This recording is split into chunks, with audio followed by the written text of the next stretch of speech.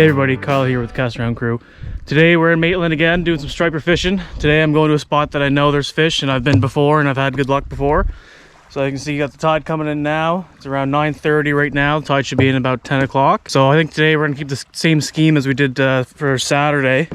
We're gonna hit the high tide here for striped bass, and then we're gonna head to a river here after the tide goes out. The way that the tide times worked out for my time coming up here, they were all right early in the morning, so it kind of works out really good. Gives that time in the morning for the weather to warm up and the bugs to start moving on the river. So when we end up going to there, it's prime time for feeding. So we're gonna get set up here now on the 50-pound rod here. Beautiful day, sun's coming in, no wind at all, nice and calm. It's gonna get real hot real fast. I'm gonna be taking the sweater off soon, I imagine. We're gonna go cast the line out, see if we can't get anything here down at the wharf.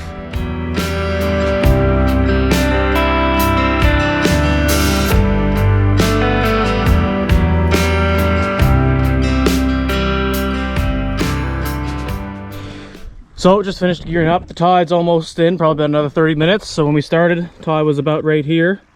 Now it's moved up all the way over to here. And then when it's fully in, it should be up to the top of the run there, where the little big sandbank is there. So we just got a little bucket of water here. Just use the rope, throw it over the side to get some water, because I find when you're handling the fish or you're cutting up bait and stuff like that, you don't want your hands stinking like fish, and you don't want to be running down the end of the wharf and go down to the water every 2 seconds to wash your hands. I just bring a bucket with me and I cast it in, get some water, bring up just a little hand wash station. Makes it a little bit more enjoyable doing that. So the group across the way there just caught one. Doesn't look like that too big a one. Doesn't look like a keeper, but they got one on the books. Threw him back. There he goes.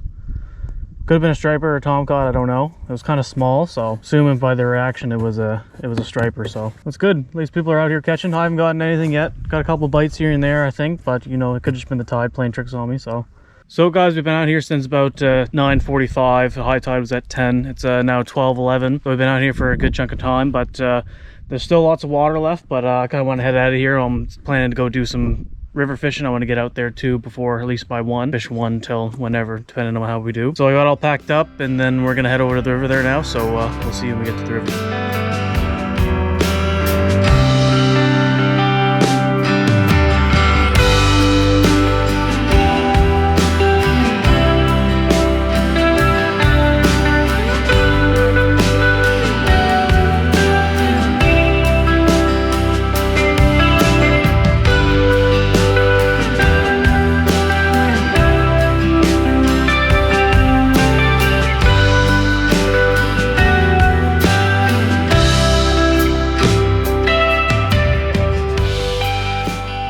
So we're at the hike into the river here. I've been in this river before as a kid, going swimming and stuff. It's a little swimming hole at a waterfall. The hike down's pretty rough. It's pretty steep, and we're off like a 30-40 foot cliff to the left. So I'm gonna go fish there. I'm gonna try to get upriver. After some research, I found that if you keep going up the river, it opens out to a big river, just like Herbert River. And so I'm hoping there's a piece of fish here. There's been some catches reported around this area, so we'll go check it out. If it's looking like it's too much of a hassle to kind of hike in the gear, we might just change plans and go to the Kennectcook River as a backup. We're at least gonna go in and check it out and see if there's any activity for fish. So as you can see, we're already at a big drop off here. That's the river. The cameras can't really pick up depth in a lot of situations, but this is a steep drop, and it goes probably, oh man, probably more than what I said earlier. That's probably about 100 feet, 30 degree incline, 100 feet down. So we've got to be careful hiking around here in the waders and gear. So we're gonna take our time and try to, you know, not fall to our deaths here, and that be the end of her. It's looking pretty dry up down here, but hopefully upriver there'll be a bit more deep pools and stuff, because it gets pretty windy and bendy.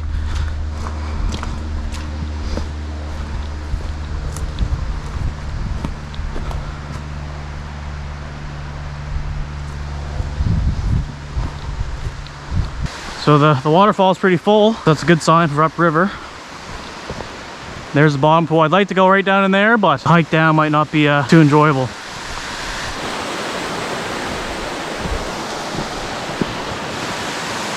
There we go. We're at the main pool of this river system. Nice deep pool right here. You might not be able to hear me over the waterfall, but man, it is beautiful. Probably about a 30-40 feet drop right here. And it looks like it's real deep, so it would be nice to fish here, but I don't think we're gonna be able to make it down this way, so we're gonna try to keep safety in mind over the fish here.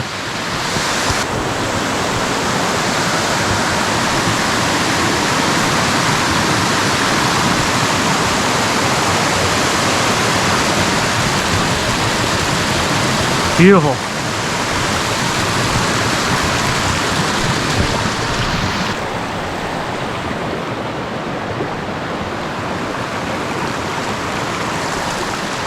The water's looking really clear, which is good, because in the summer months when it's pretty stagnant, it gets pretty murky and you can't really see into it. So this is a good sign. As a kid, I used to come here swimming. I come up here and swim in this little pool here. It gets probably about 12 feet deep or so. Never seen any fish here, but it's always nice to come here a nice hot summer day and kind of cool off if you're looking to get out.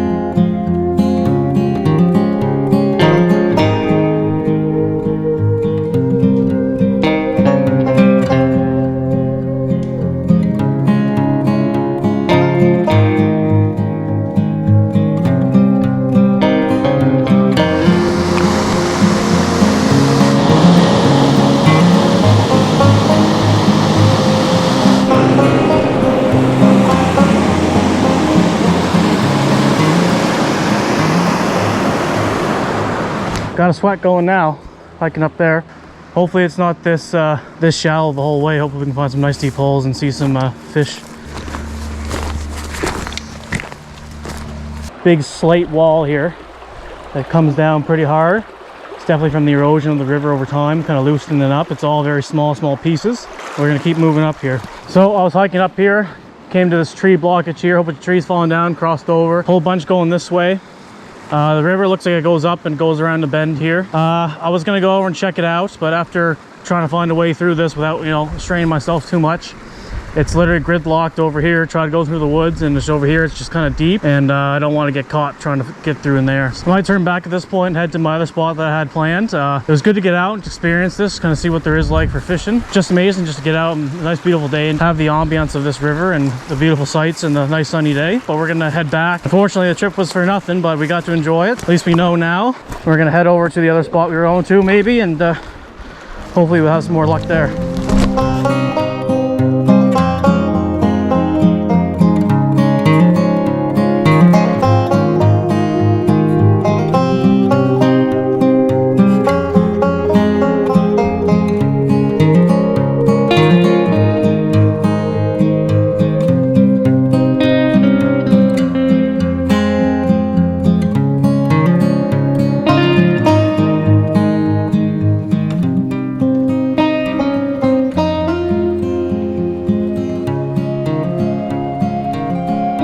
So guys, we're at the next spot here. This is the Kennectcook River. Loving it so far. Nice and easy banks, not too deep to walk across over. There's lots of flies around here. It's almost like a swamp area mixture in between. Lots of slow moving pools, lots of foam, nice clear water. I think we might have a good shot here. I haven't seen anything jump yet, but I just arrived, so I'm gonna get around over to this bend. There's a big gravel pit and a big deep bend, so I'm gonna hop over there and see if I can't see any fish or anything like that.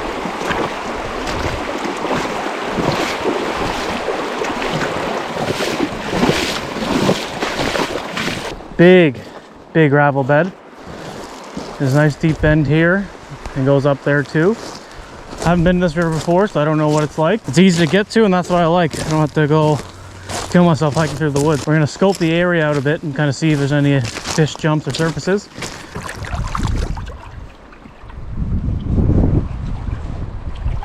So I was just drifting here, I was watching here. I see there's little jumps right there. Oh, right there, there we go. Now we're getting some signs. Good.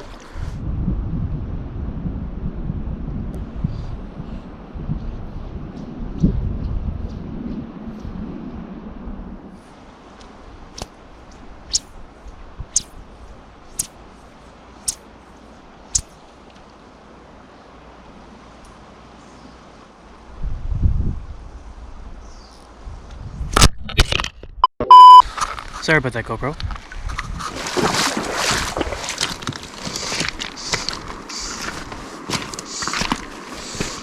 So I'm gonna switch up to wet fly. Now that I see them jumping, I know they're active here. It took them a bit for me to start noticing them kind of jump around, but once I do, I'm gonna switch up to the fly.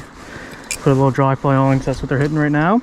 Some nice little jumps here. I think there's a couple little guys in there, but there's some big ones right there. Look, it just happened right there. Now that I know there's fish here, I'm pleased. So that's the main thing. Is there's fish. If I don't catch one, doesn't matter. But it's better than just fishing and not knowing if there's fish there or not. So.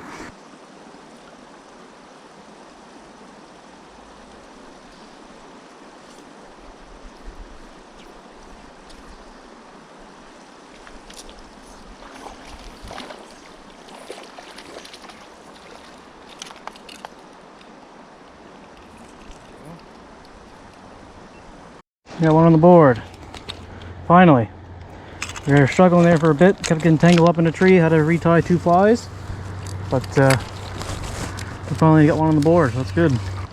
Decent size one, not too small. Don't fall in the river. Oh, he fell through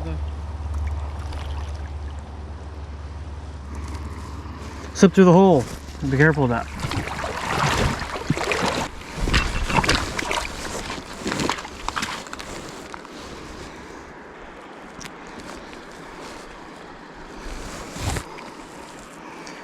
Pretty guy, really silver. And you can get the spots on him.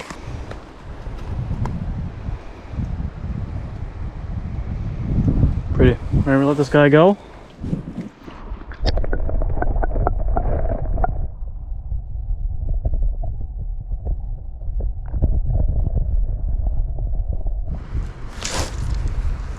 So we got some bites there. This is a little smaller guy, so I might not fish this spot too much longer because this tree right above me, every time I get a bite or try to cast underneath, I get tangled up. I already lost a fly in there already, so I don't want to keep losing all my flies to this. So we'll do one more cast like that, try to see if we can get a little small one in, and we'll move up.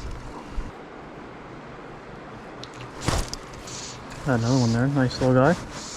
Missed him. Ooh, nice little tug on that one, hit it below the water.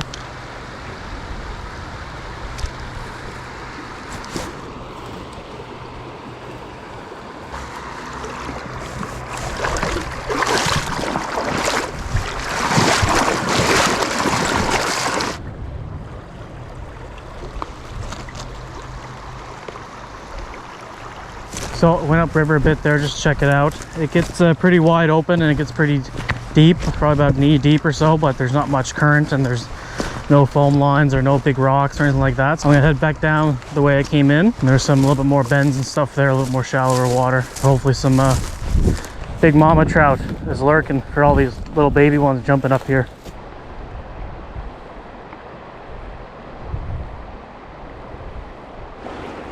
Little frog.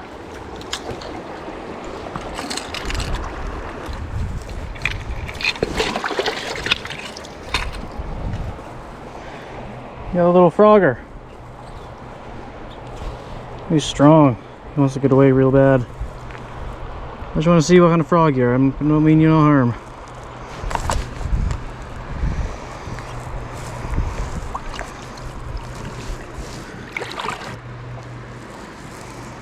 Look at this guy.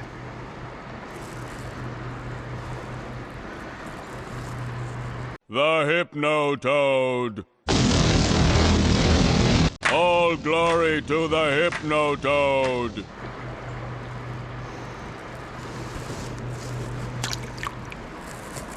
There he goes.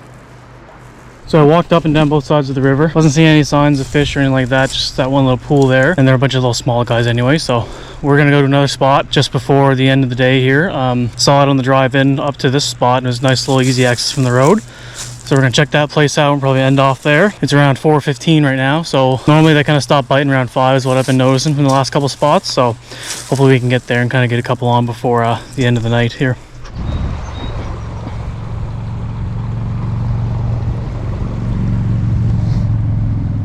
So this is the other spot I saw on the way in, and I just kind of got out of the car and just kind of watched and looked around just to make sure, see if there's anything jumping. And I saw something jump right here from the road, so I decided to walk down and give it a try. It's probably gonna be the last spot for the day. We're hitting at 4:30 now, so let's try to get one more in the books before the end of the day here.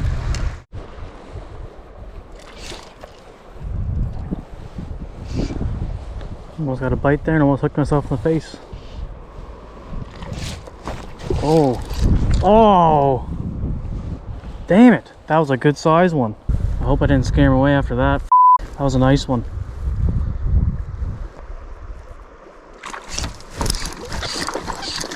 Holy. Oh, that's a chunker. Look at that guy. Oh, girl, I should say. Oh, that's a big one. Holy, okay, let's get to the bank. That was a big female. Oh man, I don't think I'm going to keep this one. This one is a chunker. Yeah, he swallowed it pretty good, so. That is a big one. I'm keeping that one. I let that other one go the other day. This one, I'm going to have a little feast here by the river.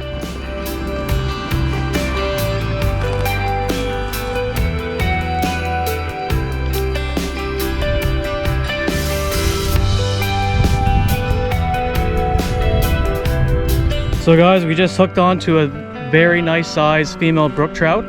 I saw it from the road here jumping around, and I decided to come over. I thought the jump was over there originally, so I went there, and then it just kept jumping over here, and I reeled her in, and man, she's a big one. I'm gonna measure her up here in a second. I'm gonna keep this one. I'm gonna have a little cookout here by the river and have a little trout dinner. I haven't ate a catch yet this season, so we're gonna try it out. I haven't had a trout in a long time, fresh natural brook trout. I noticed, if you can see on it, there's some black specks and spots all over it. I just researched it because I've never seen that before, so I looked it up, and there's a website for the Nova Scotia government about it. It's called the black spot parasite.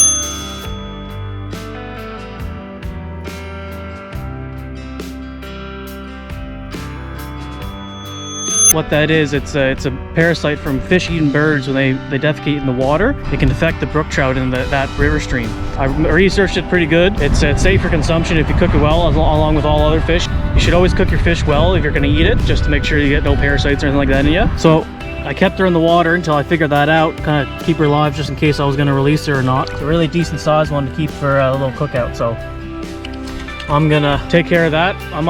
It's 5 o'clock now, we still got a couple hours of sunlight left. I might do a couple more casts in here and just kind of see. There's still some jumps going on out there, and then we'll have a little brook trout meal for the end of the day here after a long hard day of hiking and fishing. So I'm gonna dispatch this little girl, gonna kind of put her out quick. She's been struggling in the net here for a bit, so I'm gonna try and make it quick on her so I don't make her suffer too much longer. So I measured it up, she's about 10.5 inches. That's a decent size to keep, so I'm happy about that. It's not a little small one or a underdeveloped one, so she's probably had a long life and spawned many other populations in this riverbed here. So do the guts here now and just kind of have that out and let it sit while I do some more fishing, so they're not sitting in there with the belly. So a lot of people watching this channel are probably avid fishermen and probably know how to gutter fish and done it tons of times, but I'm going to show them the way that I do it. It's a pretty popular way to do. I'm just going to cook this thing whole, so I'm not going to worry about filleting it or anything like that. So what you're going to do is going to start at the belly here. Make sure you have a good sharp knife, and you're going to try not to cut yourself doing it.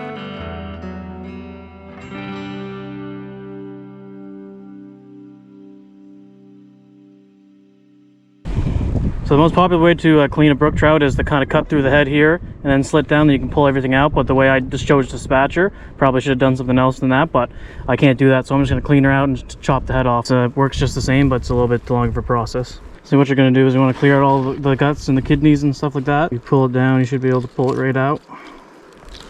Nice clean meat. Doesn't look too bad. So what you're going to do is you're going to run your knife down the spine of it here. You're going to break that kidney and then you're going to clean it out.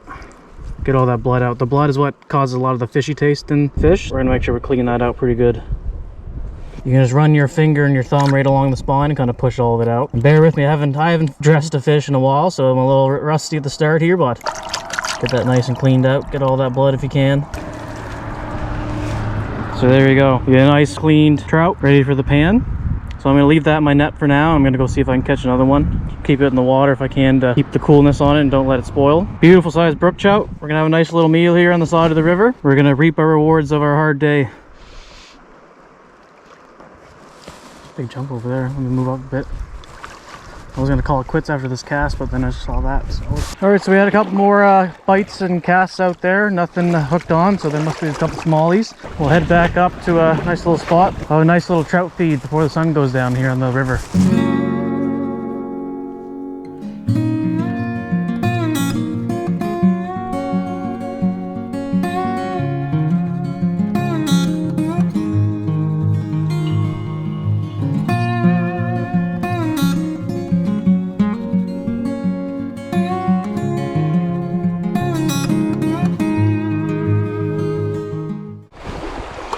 So here's the plan. We got this little camp to go multi-purpose spice assortment. So we're going to be using, I think we're going to be using garlic salt, some cayenne, and some black pepper. It's like a little bit of olive oil here. Just going to put that in the pan.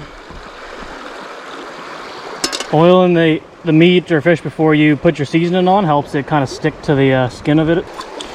So we're going to season them up now. I'm going to start with the garlic salt. I'm going to do a generous coating. I want a nice tasty fish.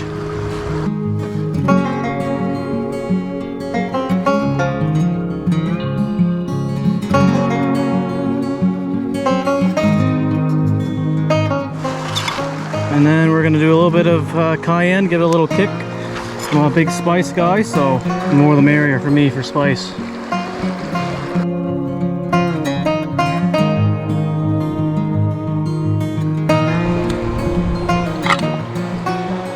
So we got our seasoned brook trout here.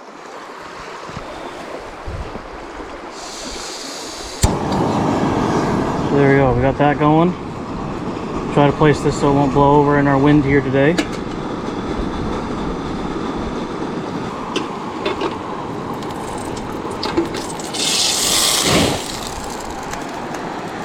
Whew. Alright, we're gonna lay the trout on.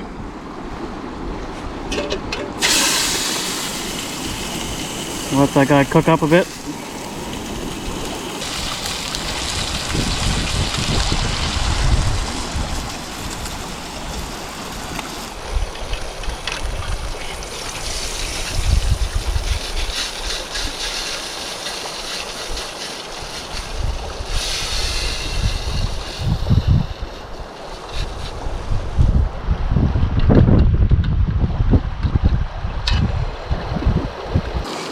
I can smell him cooking up now. He's smelling good. We're going to cook this guy a little bit more than we should. We just want to make sure that we cook everything, all the parasites off and stuff, but we also don't want it to burn. My first time trying to cook outdoors like this, so we're going to give it a go. If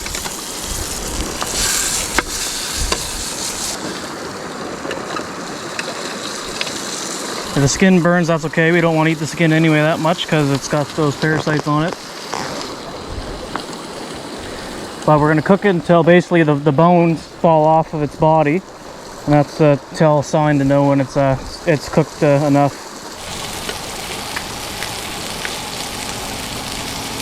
I mean, you can't get any better than this. You got a nice brook trout meal, and you're sitting here by the sunset with the nice river flowing by you. So this is what we're in it for. I'm excited to see how this turns out. I just want to make sure it's cooked right, so I'm going to cook it a little bit longer than normal and try not to burn it. I'm normally a whiz in the kitchen when it comes to normal cooking, but out when you're cooking like this, out on a little jet fuel and a little dish pan for the oven, but you make it work how you can. So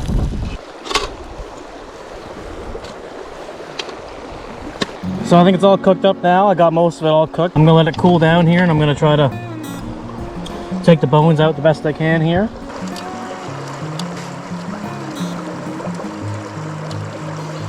So there we go, the bones are peeling off away from the flesh. That's what we want.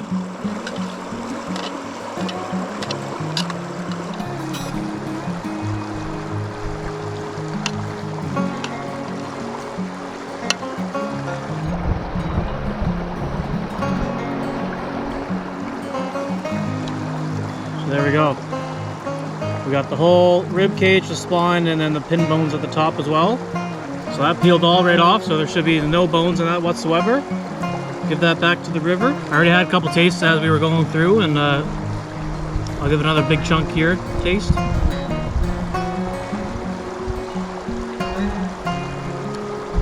That's really good. Oh man, don't taste 1 ounce of fish in it. And that seasoning is perfect. Not too much to take away from the natural flavor. There's just enough to give it a little kick. So guys, that's gonna wrap up today's video. I'm gonna sit here, I'm gonna eat this trout, the rest of it, and I'm gonna go home, pack up, and just relax after 2 long days of fishing. So I hope you guys enjoyed. We had a lot of fun doing this video. I got more vacation coming up, so I'm gonna try to get out a lot more, go to new spots and check the places out and try to do some more catch and cooks and all that stuff. Thank you guys for watching. Hope you enjoyed. Like and subscribe. We'll see you in the next one.